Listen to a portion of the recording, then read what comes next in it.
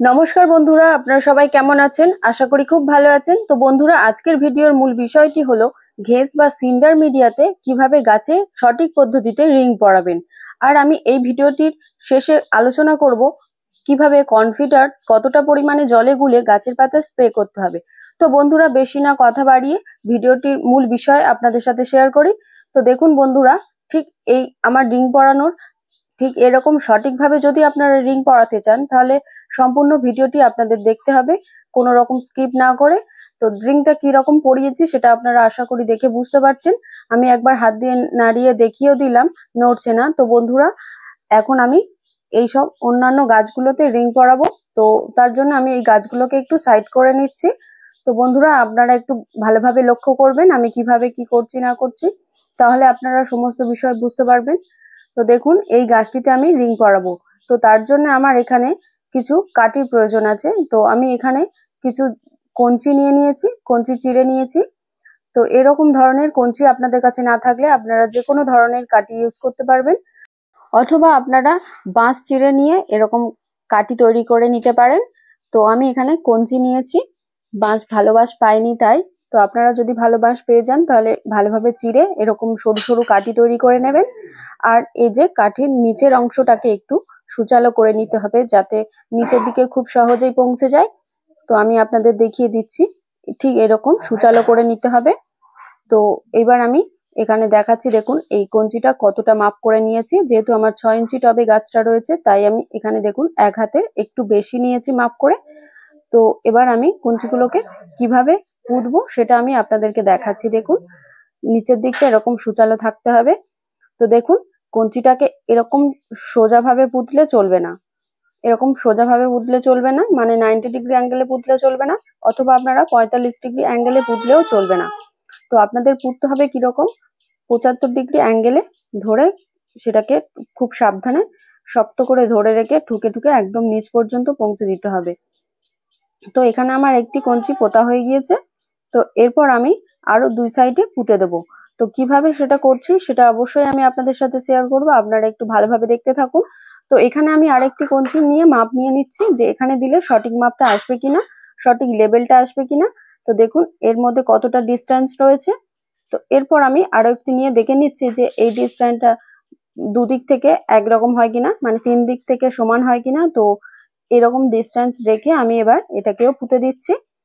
তো এখানে আমি হাতুড়ি ইউজ করেছি, আপনারা এটার পরিবর্তে যে কোনো কিছু নিয়ে ঠুকতে পারেন। তো দেখুন, আমি ঠিক এইভাবেই একইভাবে আমি এটাকেও পুঁতে দিচ্ছি, ঠিক একই লেভেল রাখতে হবে। তো দেখুন, দুটো পোতা হয়ে গিয়েছে, এরপর আমি শেষ একটা পুঁতে দিচ্ছি। তো এটার পরে আমি যেটা করব সেটা আপনাদেরকে বলছি, শুনুন। এরপর যেটা করতে হবে, গাছের গোড়ায় একটি কাঠি পুঁতে দিতে হবে। তো এটা দিলে কি হয়, গাছের শেপটা মানে চারিদিক দিয়ে গাছটা ঝুলে পড়ে না। আর গাছের গোড়ায় যে কঞ্চিটা দেব, যে কাঠিটা দেব, সেটার কারণে কি কি হবে, গাছটা কোনো রকম ঝড় হলে, জোরে হাওয়া হলে গাছটা দুলবে না। তো দেখুন, এই যে এখানে আমি একটা সরু কঞ্চি ইউজ করেছি। তো এই কঞ্চিটা আমি গাছের গোড়ায় দিয়ে দিচ্ছি। দেখুন, গাছের ঠিক এতটা গোড়াতেও দিলে চলবে না, হালকা একটু সাইড করে নিয়ে তারপর দিতে হবে। আর এই কঞ্চিটা কিন্তু বেঁকালে চলবে না, এটাকে সোজা রাখতে হবে।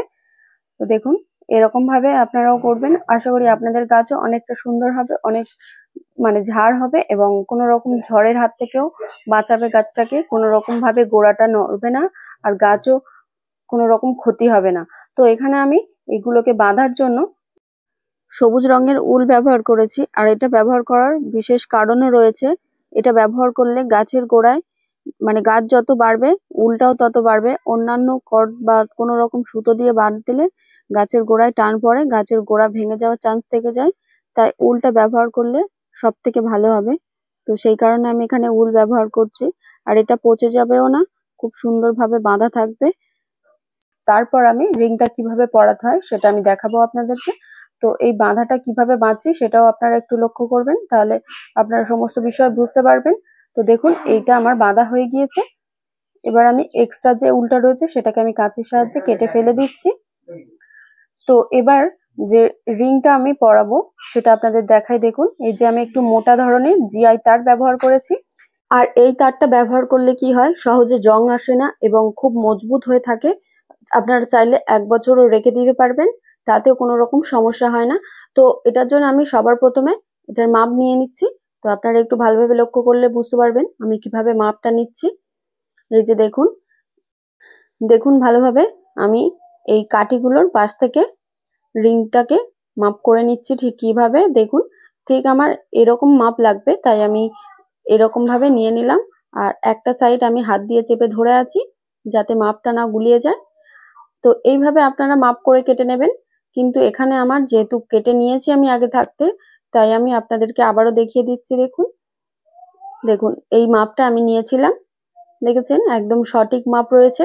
তো আপনারাও ঠিক একইভাবে মাপ করে নেবেন। আপনাদের যদি বুঝতে অসুবিধা হয় তাহলে আপনারা ভিডিওটি আবার দেখবেন, তাহলে আপনারা বুঝতে পারবেন। তো দেখুন, ঠিক এটাই হচ্ছে সঠিক মাপ। তো এবার আমি এটাকে বেঁধে নেব এই উলের সাহায্যে। আমি কিন্তু একদিকের মাপটা হাত দিয়ে ধরেই রেখেছিলাম। তো এরপর আমি এই তারটাকে একটু বাঁকিয়ে দিচ্ছি যাতে এই রিংটা খুলে না যায়, তাহলে আমার মাপটা যাতে বুঝতে না অসুবিধা হয়, তাই আমি একটু আটকে নিলাম রিংটাকে। তো এরপর আমি এই উলের সাহায্যে বেঁধে ফেলবো। তো খুব সহজেই বেঁধে ফেলছি, দেখুন কিভাবে। এই যে উলটাকে নিয়েছি, জাস্ট একটু পেঁচিয়ে নেব, তারপর গিট মেরে দেব, দিলেই মানে ভালোভাবে এঁটে যাবে আর খুলে যাওয়ার কোনো চান্স থাকবে না। তো আপনারাও এই ঠিক একই পদ্ধতিতে আপনারা এরকম ভাবে রিংটাকে বাঁধবেন, দেখবেন আপনাদের রিং অনেকটা মজবুত ভাবে থাকবে, খুলেও আসবে না, খুব সুন্দর হবে। তো দেখুন এইভাবে আমি বেশ কয়েকবার দড়িটাকে উলটাকে একটু পাক খাইয়ে নিয়ে তারপর গিট মেরে এই কেটে ফেলে দিলাম। তো একটা সাইডে আমার বাঁধা হয়ে গিয়েছে, এরপর আমি আরেকটা সাইডে বেঁধে ফেলছি। আপনারা একটু ভালোভাবে লক্ষ্য করবেন। দেখুন আমি একটা সাইডে বেঁধে নেওয়ার পর এই সাইডটাও খুব সহজেই বেঁধে ফেলছি। তো এটা যখন বাঁধা হয়ে গেল, তো তারপর আমি রিংটাকে কিভাবে টবের মধ্যে রাখবো। ওপর থেকে রাখলে একদমই মানে রিংটা যাবেই না। তো কিভাবে রাখতে হবে সেটাও আমি আপনাদেরকে দেখিয়ে দিচ্ছি, আপনারা জাস্ট একটু ফলো করুন। আর যদি আপনারা আমার চ্যানেলে নতুন হয়ে থাকেন তাহলে অবশ্যই আমার চ্যানেলটিকে সাবস্ক্রাইব করবেন এরকম নতুন নতুন ভিডিও দেখার জন্য। তো দেখুন এটা আমার বাঁধা হয়ে গেছে, আমি কাঁচের সাহায্যে এক্সট্রা উলটাকে কেটে ফেলে দিলাম। তো এটাকে কিভাবে আপনারা পরাবেন চলুন সেটা আমি আপনাদেরকে দেখাই এখন। প্রথমে আমি টপটাকে একটু সরিয়ে নিলাম, তারপর এই যে দেখুন রিংটাকে এখানে রাখলাম, তারপর টপটা ওর উপরে রাখলাম। রাখার পর দেখুন রিংটাকে একটু তুলে নিলাম, দেখুন একদম ঠিকঠাক জায়গায় চলে এলো। তো এরপর আমি এই রিংটাকে বেঁধে ফেলবো। দেখুন আমি একটু হাত দিয়ে মাপ নিয়ে নিচ্ছি। এই যে দেখুন আমার রিংটা এতটা পর্যন্ত বাঁধার দরকার আছে। তো এরপর আমি একটা উল নিয়ে এখানে বেঁধে ফেলছি। তো সবার প্রথমে আমি এই কাঠিটাকে বাঁধবো খুব শক্তভাবে, তারপর আমি রিংটাকে বাঁধবো। এই রিং পরানো এমন কোনো কঠিন বিষয় নয়। আপনারা হয়তো ভাবছেন আপনারা রিংটাকে পরাতে পারবেন না, কিন্তু না, আপনারা যদি এই ভিডিওটাকে ভালোভাবে দেখেন তাহলে অবশ্যই বুঝতে পারবেন। আর আমি এই ভিডিওটি আপনাদের জন্য খুব ধীরে সুস্থে কাজ করেছি যাতে আপনাদের বুঝতে খুব সুবিধা হয়। তো দেখুন আমি কাঠিটা বেঁধে ফেলেছি, এরপর আমি কাঠিটার সাথে রিংটাকেও বেঁধে ফেলছি কিভাবে সেটা আপনারা জাস্ট একটু দেখুন। এই যে উলটাকে একবার এই ওপর দিক থেকে নিয়ে নিলাম রিংটা সমেত, তারপর আমি এখানে একটা গিট মেরে দেব। দেখুন এইভাবেই আপনারা বাঁধবেন, দেখবেন আপনাদের রিংটা অনেক সুন্দর মজবুত ভাবে বাঁধা হয়ে যাবে। তো আমি আমার এই স্বপ্নের বাগান ইউটিউব চ্যানেলে 30 দিনে 30টা করে ভিডিও আপলোড করে থাকি। শুধু ফুল গাছ না, নানান প্রজাতির ফলের গাছেরও ভিডিও আপলোড করে থাকি, যেগুলো কিনা আপনাদের ভীষণ ভীষণ উপকারে লাগবে। তো এমন ধরনের ভিডিও যারা দেখতে ভীষণ আগ্রহী তারা অবশ্যই আমার চ্যানেলটিকে সাবস্ক্রাইব করে আমার পাশে থাকবেন। তো বন্ধুরা এখানে আমার রিংটি পরানো হয়ে গিয়েছে একদিকে, এরপর আমি অপর সাইডগুলো বাঁধবো।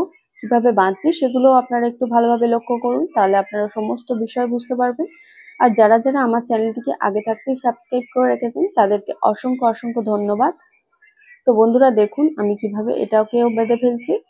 তো এরপরে কিন্তু আমি সবশেষে আপনাদেরকে দেখাবো কনফিটারটা কিভাবে জলে গুলে গাছে স্প্রে করতে হবে। তো একটু অপেক্ষা করুন, আমার দু সাইডে বাঁধা হয়ে গিয়েছে, আমি আর একটা সাইড বাঁধবো তারপর দেখাবো আপনাদেরকে। তো এই কনফিটারটা আপনারা ঠিক কখন ইউজ করবেন, বিকাল টাইমে 5টার পরে, তখন ইউজ করতে হবে। তো এটা আমি বেঁধে ফেলি তারপর আপনাদেরকে দেখাচ্ছি।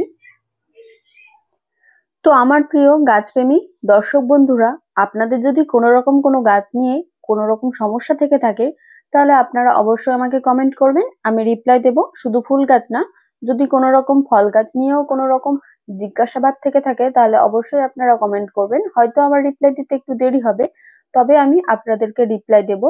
আপনাদের প্রশ্নের উত্তর দেব। তো দেখুন আমি এখানে লাস্ট একটি রিংটাকে বেঁধে ফেলছি।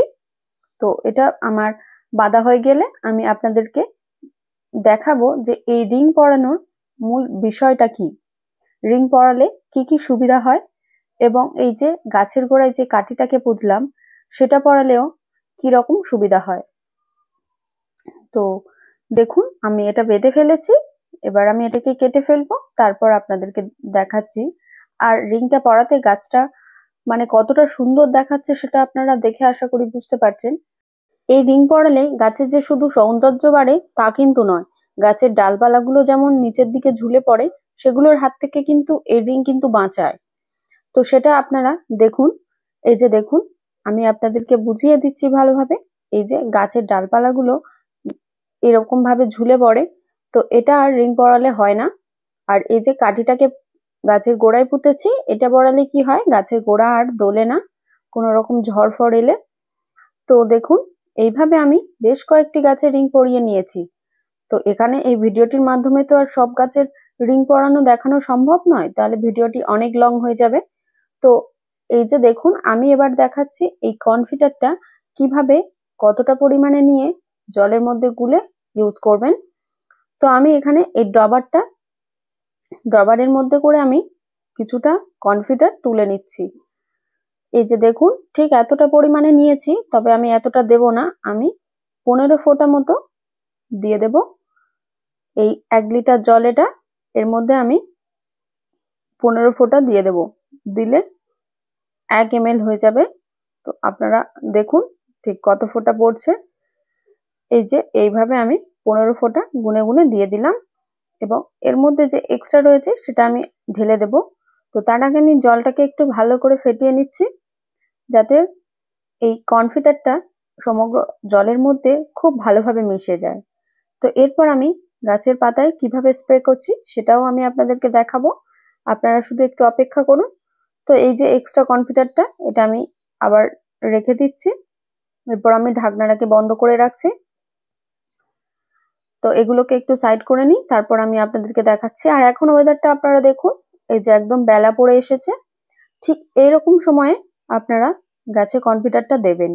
রোদ থাকলে দিলে একদম চলবে না, আর যদি আপনার এই টাইমে না দিতে পারেন তাহলে আপনারা একদম সূর্য ওঠার আগের মুহূর্তে দিতে পারেন। তো দেখুন বন্ধুরা, সবার প্রথমে এই স্প্রেটাকে গাছের পাতার নিচের সাইডটাকে আগে খুব ভালোভাবে দিয়ে দিতে হবে, তারপর গাছের উপরের অংশটাকে দিতে হবে। আর এমন ভাবে দিতে হবে যাতে গাছের পাতার প্রত্যেকটি অংশ ভিজে যায়, নিচে এবং উপরে সব দিকেই যাতে এই কনফিটারের জলটা ভালোভাবে স্প্রে হয়। তো একে একে আমি এইভাবে প্রত্যেকটি গাছ স্প্রে করে নেব। আর আপনাদের কাছে যদি এরকম গাছ অনেকগুলো থেকে থাকে তাহলে আপনারা জলের পরিমাণটা বাড়াতে পারেন এবং কনফিডারের পরিমাণটাও একটু বাড়াতে পারেন, তবে 1 লিটার জলে 1 ml যথেষ্ট। তো দেখুন এছাড়াও গাছে আর কি কি খাবার দিতে হবে সে সমস্ত বিষয় আমি আপনাদেরকে বলবো, তার আগে আমি একটু গাছগুলোকে খুব ভালোভাবে স্প্রে করে নিই। এছাড়া আমি প্রত্যেকটি গাছে রিংও পরাবো, এখন বেশ কয়েকটি গাছে রিং পরানো বাকি রয়েছে। আর যেটা করতে হবে, গাছে কিন্তু পিঞ্চিং করা চালিয়ে যেতে হবে, পিঞ্চিং করা বন্ধ দিলে কিন্তু গাছ খুব ভালো ঝাড় হবে না। তো দেখুন আবারও আমি এই গাছটিকে পিঞ্চিং করছি, এই যে 4টে পাতা রয়েছে 4টি পাতার মাঝের ডোকটাকে ভেঙে দিচ্ছি। দেখুন ঠিক এইভাবে আপনারা পিঞ্চিং করবেন, যতবারই দেখবেন 4টি করে পাতা হয়েছে ঠিক ততবারই আপনারা পিঞ্চিং করবেন। তো এগুলো তো আমি এখন পিঞ্চিং করার কথা বললাম, এরপর আমি বলছি দেখুন যে গাছে এখন আর কি কি খাবার এবং কখন কোন টাইমে দিতে হবে। দেখুন এই হলো কনফিডার, এই কনফিডারটা আপনারা মাসে 2 বার ইউজ করবেন, মানে 15 দিন পর পর আপনারা গাছের পাতায় স্প্রে করবেন। এবং এই কাকাও আপনারা গাছের পাতায় স্প্রে করবেন সপ্তাহে 1 বার করে।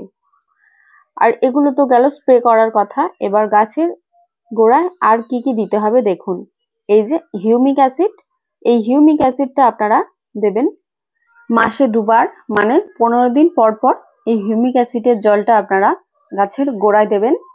আর কাকা কনফিডারটা গাছের পাতায় স্প্রে করে দেবেন। তো এছাড়াও যে খাবারটি দিতে হবে সেটি হলো 15-15-15 সুফলা। তো এই খাবারটি এখন একটু বাড়ানোর প্রয়োজন আছে, যেহেতু এখন গাছটি আমি 6 ইঞ্চিতে রিপোর্টিং করেছি, তাই খাবারটা বাড়াবো। তো 1 লিটার জলে এখন আমি 20 গ্রাম করে 15 সুপালা দিয়ে গাছের গোড়ায় দেব। আর খাবারটা যখন দেব তখন অবশ্যই ঘেঁষটাকে শুকনো ঘেঁষেই দিতে হবে। তো ভিডিওটি আমি এখানেই শেষ করছি। ভিডিওটি কেমন লাগলো তা অবশ্যই একটি কমেন্ট করে জানাবেন। আর যদি ভালো লেগে থাকে তাহলে একটি লাইক করবেন। আর চ্যানেলে নতুন হলে তাহলে অবশ্যই একটি সাবস্ক্রাইব করবেন এরকম নতুন নতুন ভিডিও দেখার জন্য। তো দেখা হচ্ছে পরের দিন নতুন কোনো গাছের ভিডিও নিয়ে। ততক্ষণ আপনারা সুস্থ থাকুন, ভালো থাকুন। ভিডিওটি শেষ পর্যন্ত দেখার জন্য ধন্যবাদ।